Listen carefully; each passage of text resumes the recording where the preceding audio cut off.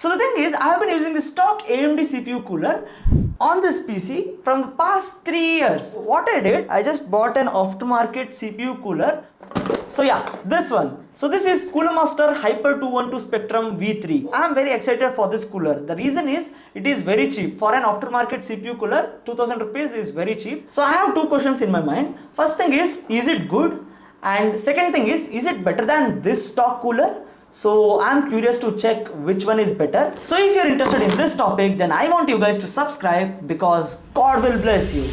So this is my current PC setup and it has Ryzen 5 5600G processor. So here are the full specification of this computer. So recently I started noticing high temperature under load on this computer. So when I was playing Free Fire, I don't play Free Fire, but when I was playing some AAA games like 4005 or GTA 5 on this computer, the temperature of the processor was too high. And second thing is, when I used to edit 4K videos or just when I open Premiere Pro or any other graphic intensive software, the temperature was shooting high. For most of the people, stock cooler is more than enough. It gets the job done. But if you are a heavy driver like me, heavy user like me, then you should get an aftermarket cooler. So this is what you get inside the box packaging. First of all, you get all the mounting hardware and the attachments, and it also includes thermal paste. Next, you get this 120mm cooling fan, and finally the main heatsink made from aluminium with 4 direct contact copper heat pipes. Now let's install it on the motherboard. First, unscrew and remove the old cooler, then use a soft brush to remove any dust around the motherboard components. Next, clean the old thermal paste from the CPU using an alcohol swab with at least 70% isopropyl alcohol, and just clean it gently. There is no need to apply too much pressure. Once the CPU is clean, apply a small amount of thermal paste right in the center, and now install the correct mounting brackets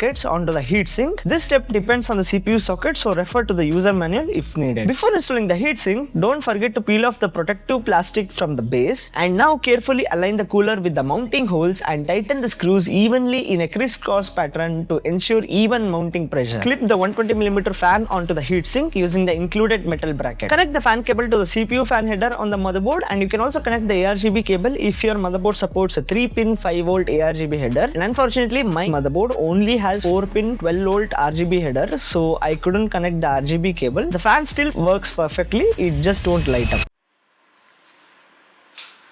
And that's it. The installation is complete.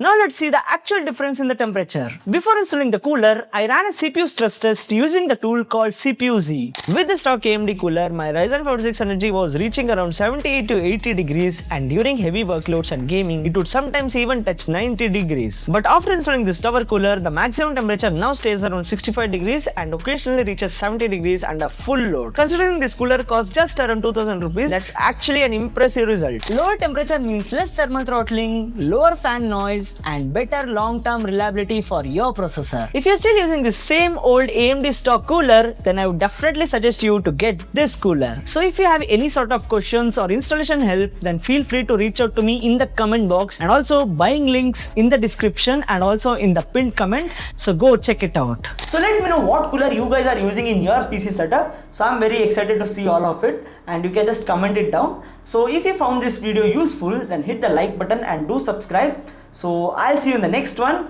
Goodbye.